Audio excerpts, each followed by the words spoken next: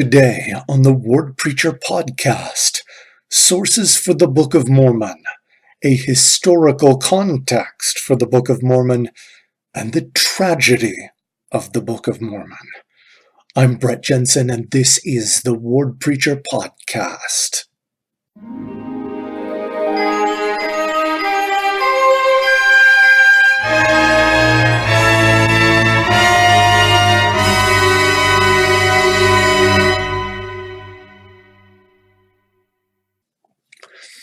All right, today we start our Come Follow Me curriculum for the new year. For 2020, we will begin to study the Book of Mormon.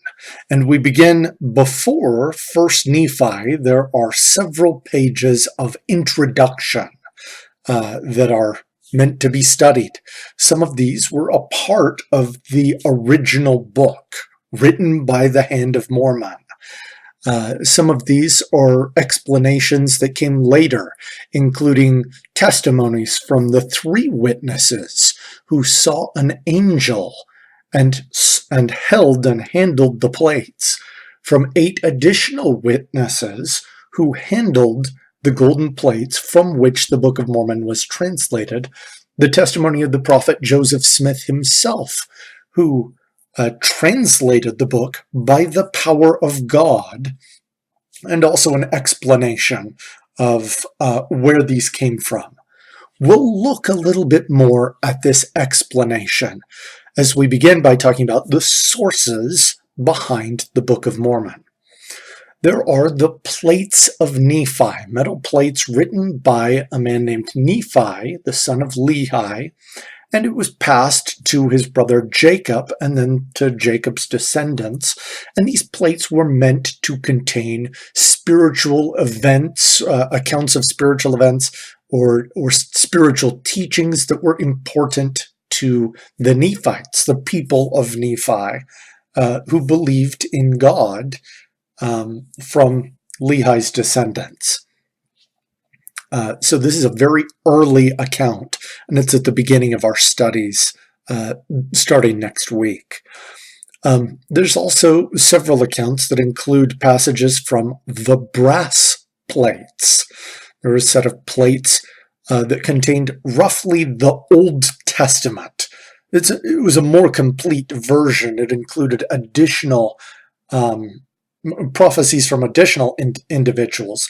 And it's also worth pointing out that at that point they lacked some prophecies from individuals who had not yet prophesied at that point, including Malachi, which was very important later, and Jesus himself brought that to the people of Nephi, some of Malachi's prophecies. They had some of Jeremiah's, but they weren't there to witness the utter destruction, and so they wouldn't have had the things that came at the end, or his lamentations at the fall.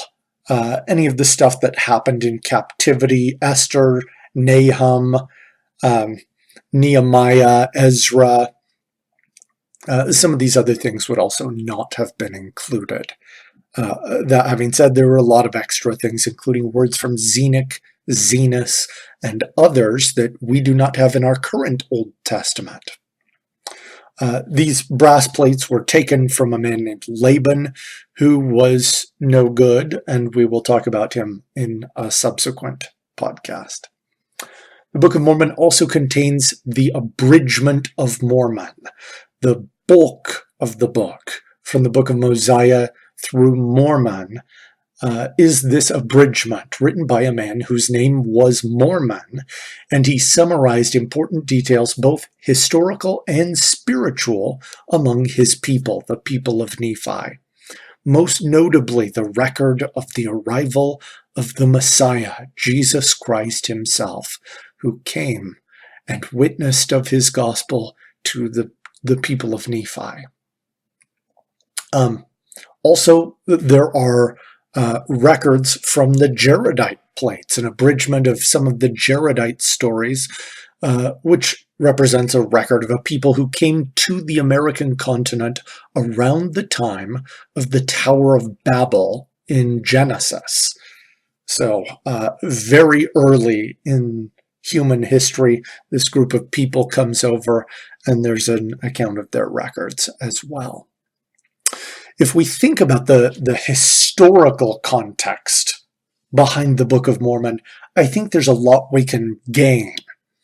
Many of the oldest texts of the Old and New Testaments that we currently have are dated back to early centuries AD. Now, it kind of coincides with a lot of other records that make references to various things that are older, but the actual texts are not as old as we might think. And it's caused some scholars and even some religious leaders to doubt the authenticity, particularly of Old Testament events, some even New Testament teachings as well, as they are described in the Bible. At best, some of these people who still have faith want to call these symbolic, non-literal accounts involving Noah, Adam and Eve, Moses, Elijah, and others. Of course, the worst is they are accused of being fictional fabrications that have no value or meaning. The Book of Mormon is the most important piece of evidence that confirms the authenticity of these religious truths. I can't overemphasize that. The Book of Mormon contains unabridged source material from 600 years before Christ, and it blends in an abridged account that confirms the authenticity of all of these things as well. The creation, the fall, the Exodus, the purposes behind the law of Moses, in addition to New Testament teachings, the coming of the apostles, the teachings of John the Baptist, and of John the Divine. All of these things are confirmed by the Book of Mormon, which is older. If we think about this world in ancient times, just the historical context, to kind of get an idea for some of the structure that will set us up for discussing where the Book of Mormon fits into everything, I think we can gain a little value. So the Jaredites, the chronologically first events described in the Book of Mormon, the world of the Jaredites comes from the time when old world empires spread from Mesopotamia, but they still held some connections with each other. This is the exact situation that was described in Genesis around the tower, that the people were all there and that they spread from that and changed languages. And just because they changed languages and separated into different nations, they were still kind of aware of each other to a very large degree. This is how tin from areas as far as where modern Afghanistan is could end up mixed with copper from Minoan and Mycenaean mines. That's the ancient Greeks before the Greek Dark Ages, to make bronze. The tin and copper, when blended, make bronze, which was vital throughout the Bronze Age. Now, this is pre-Abraham, but it's not unreasonable to think that Abraham really could have traveled from Ur in Mesopotamia down all the way to Egypt and back up to Canaan. All of these areas kind of were aware of one another and could communicate to some degree. There were dealings in ancient Bronze Age kingdoms. There were also people who knew the truths of God even before Abraham's covenant. That's also important. This includes people like Melchizedek, who's described not only in Genesis, but also confirmed in the Book of Mormon. Other people who were not of the house of Israel, like Balaam and Jethro, had a tradition of believing in God that was not necessarily tied to the seed of Abraham. Jared and his brother, described in the Book of Mormon, in the Book of Ether, They were among these people who knew of the truths of God even at a very early stage.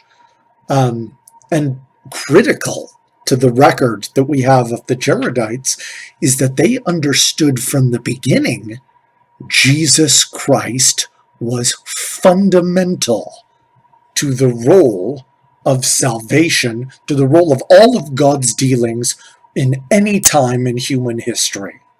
That Jesus Christ was fundamental to all of this. That is absolutely important in the Book of Mormon. How central Jesus Christ is to the whole thing from the beginning to now. The linking of this ancient world to ours is important for showing how critical Jesus is. It's something that not even the Bible can do to the same degree. Now, if we go forward a little bit in time and think about the world of the Exodus, because during the Bronze Age, before the Exodus, you had these big kingdoms, the Hittites, the Mitanni, Assyria, Babylon, the Minoans and Mycenaeans out in the Mediterranean, up by the Aegean, and of course Egypt. They were big kingdoms. And they built big things, and they had a lot of trade, and it was an incredible thing, this Western civilization that had emerged where all of these nations could interact with one another, even over great distances. Accounts of the Egyptians and the Hittites, who were in Asia Minor, Anatolia, what's modern-day Turkey, they went to war, and the site of their battle took them through the land of Canaan. They were very involved with what was going on around them and had great reach. At the end of the Bronze Age, though, close to the time of the Exodus, there was a collapse, perhaps as historically significant as the fall of the Roman Empire. And it led the world into a dark age in which large structures were no longer built. Wars and disasters occurred, but it wasn't the same organization that these imperial armies had. They were smaller bands. An Egyptian king describes the attack of sea peoples who destroyed kingdoms all over the world and even severely affected Egypt, although they survived.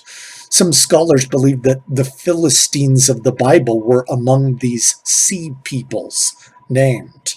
This idea that civilization was kind of reduced. It was broken to pieces.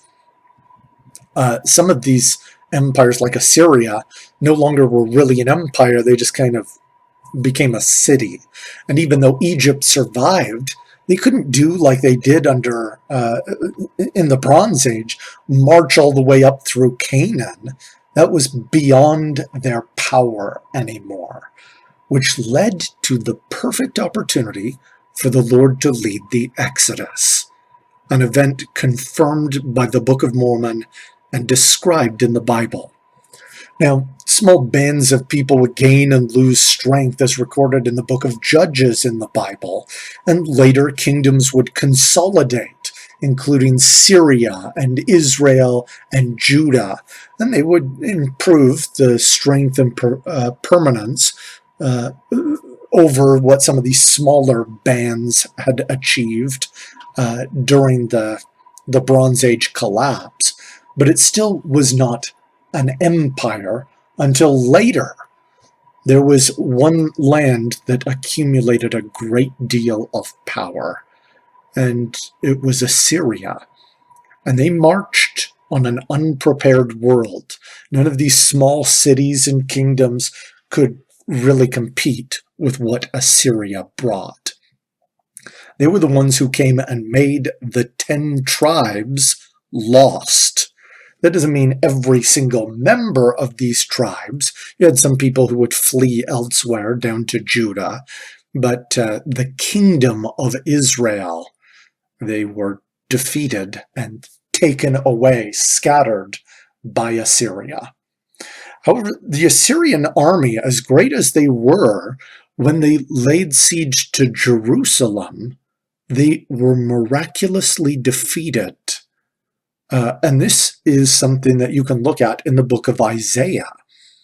Some of the contemporary records that describe this indicate that Sennacherib, the king of Assyria, wanted to save face by saying that he had defeated Hezekiah, king of Judah, and kept him like a bird in a cage.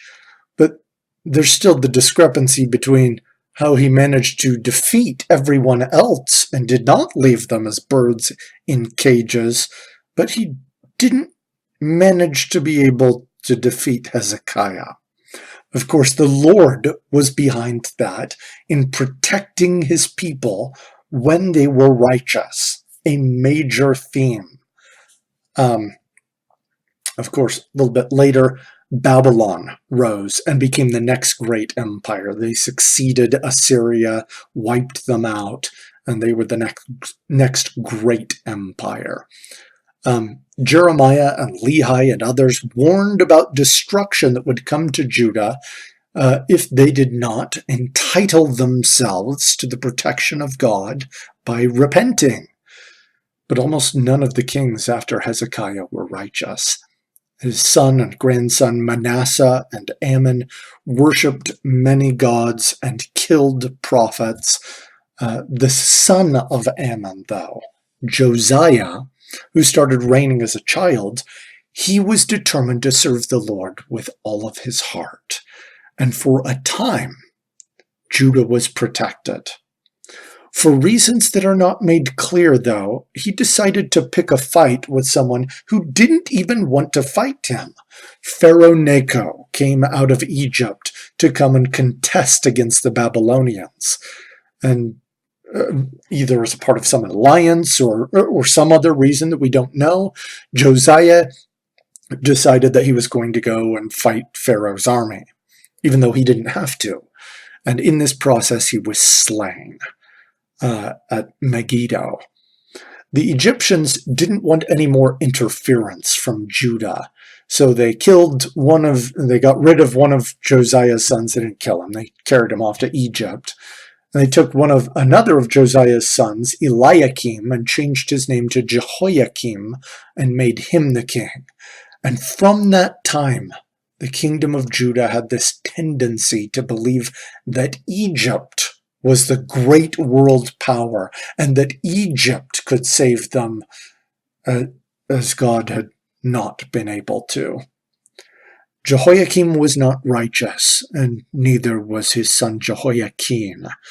In spite of Egypt getting their clocks cleaned by the Babylonians, Jehoiakim still thought that Egypt would come and help them out if they rebelled against the king of Babylon, Nebuchadnezzar.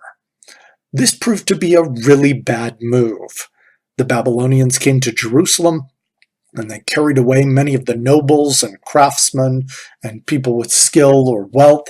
And this included a group of individuals, Daniel, Azariah, Hananiah, Mishael. And they were carried off to Babylon as some of the young princes and educated by the Babylonians and given new names: Belteshazzar, Shadrach, Meshach, and Abednego. So already Babylon had kind of asserted themselves. In addition to doing that, they found another one of the sons of Josiah, whose name was Mattaniah, and they changed his name to Zedekiah and made him the king.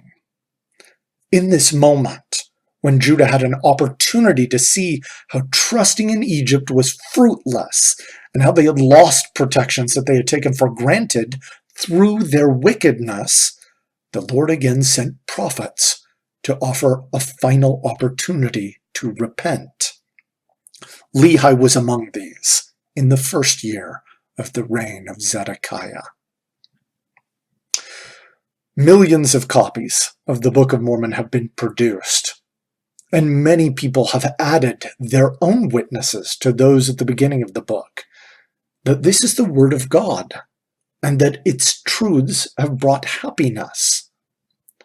And this is a notable claim for a book that is not happy. The Book of Mormon is actually a terrible tragedy. Lehi's family, in that first year of the reign of Zedekiah, barely escapes from a city that was doomed to destruction for their rejection of the Lord. Through their own wickedness, Lehi's immediate family breaks up into different tribes shortly after Lehi's death.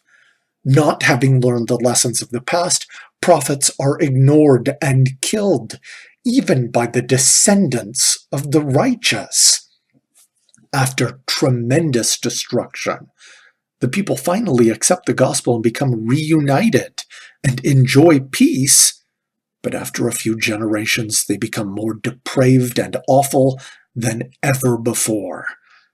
Having lost all hope for his own people in those waning hours of this civilization, Mormon, for whom the book is named, seeks to preserve the records, hoping not that his own people, but that the next people will learn from their mistakes. Mormon ends up dying, and his son Moroni takes the records and has to flee for his life. Over time, as he's surviving, he presents the story of the Jaredites, which records the Nephites had obtained earlier. The story of these people who had come from the tower, that had been preserved in much the same way that Mormon's record had been, in the hopes that in the waning hours of that civilization, the next group of people would learn from their mistakes. This is the tragedy of the Book of Mormon, that Mormon's people had failed to apply the lessons from before them. They should have known better. They came from a situation of knowing what happens to those who ignore the Lord or who take for granted his blessings and protections. Through miraculous events, which are worth studying in the introductory sections, the Book of Mormon has now come to us. We need not repeat the mistakes of those who have come before us. We can learn from history. Ultimately, the source of the Book of Mormon, the source that pled with the peoples described therein, the source that pled with Jerusalem and with Israel, the same source is alive today, and his name is Jesus Christ. Through this book, he's reaching out to you, pleading with you to avoid the mistakes of those who have gone before, to learn the lessons that they would not learn. He is pleading with you to go to him and to be saved. Next week, we will look at the first 7 chapters in 1 Nephi, Lehi's family leaving Jerusalem in the days of Zedekiah. Of course, we appreciate all the support for the Word Preacher podcast and encourage you to go through and more thoroughly study all of the introductory material, the testimonies of the witnesses and of Joseph Smith himself, and understand the importance of what the Book of Mormon is and what it represents and how it brings all of the truths that we have in the Bible and from modern prophets all together for us. And of course, as always, fight on.